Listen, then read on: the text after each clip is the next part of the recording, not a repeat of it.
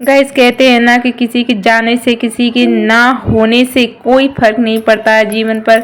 जीवन की पतवार पर चलना तो अकेले ही है, चाहे कोई साथ हो या ना हो। लेकिन गाइस हमारे जीवन पर उस शख्स का बहुत ज़्यादा असर हुआ है जिस इंसान के होने या ना होने से हमें बहुत फर्क पड़ता है। जिनके पैरों के घुंघरू की छनकार से पता चल जाता है कि इस घर की रौनक क्या है, और उस इंसान के जाने से रोम रोम कांप जाती है। और उस इंसान के होने या ना होने से क्यों ना फर्क पड़ेगा। हमारे जीवन में जो भी घटनाएं घटी है ना, जो कुछ भी हुआ है ना, उस शख्स को माँ बोलते। आज हमारे बीच में तो नहीं है, लेकिन उनको याद करके, उनको जो दिलों से याद करते हैं ना, तो आंखों से आंसू टपकने लगते हैं। गाइस मेरी सासू माँ के एक्सपायर होने के बाद में मेरा मन बिल्कुल भी नहीं लगता था। वहाँ अकेली रहती थी तो अकेले रहने का बिल्कुल भी मन नहीं था, और अकेले मैं कभी रही भी नहीं हूँ तो मैं रह भी नहीं सकती थी वहाँ पर।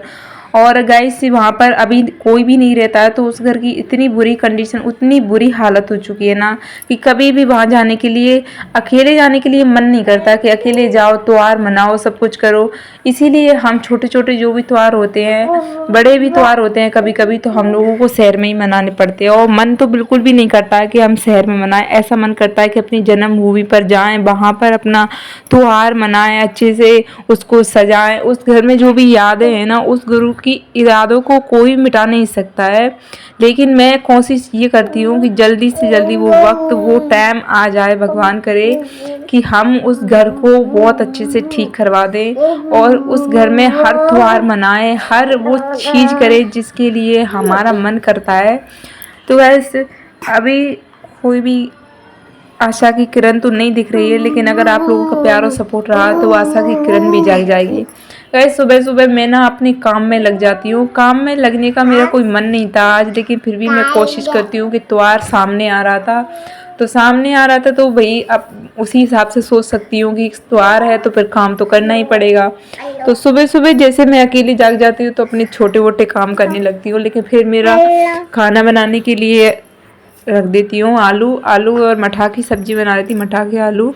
और डुगू के पापा सुबह ही काम करने के लिए निकल जाते हैं, क्योंकि डुगू के पापा को लेट हो रहा था, तो वो उन्होंने बोला कि मैं बाहर ही खाना खाऊंगा। मैंने कहा ठीक है, कोई बात नहीं है। उसके बाद में मैंने सारा काम करने लग जाती हूँ, तो मेरे बच्चे जाग जाते हैं। बच्चे जाग जाते हैं तो वो तो आप समझ सकते हो कि बच्चों में कितना बिजी होना पड़ता है। फिर बच्चों को संभालते संभालते मैंने इतनी सारी सफाई की थी, और उनको भी खाना पीना खिलाना टाइम पर बहुत ज़्यादा ज़रूरी होता है। फिर मैंने अपना खाना बनाया, खाना बनाने के बाद मैंने अपने काम करने लग गई थी। मकान मालिक इसकी पुताई नहीं करवा रहा है, तो भैया हम क्या कर सकते हैं, रेंट का है। तो आप लोगों का मेरा ब्लॉग कैसा लगा प्लीज़ कमेंट में ज़रूर बताना, और इस ब्लॉग को ज़्यादा से ज़्यादा लोगों के पास शेयर करो जिससे मुझे सपोर्ट मिल सके आप लोग।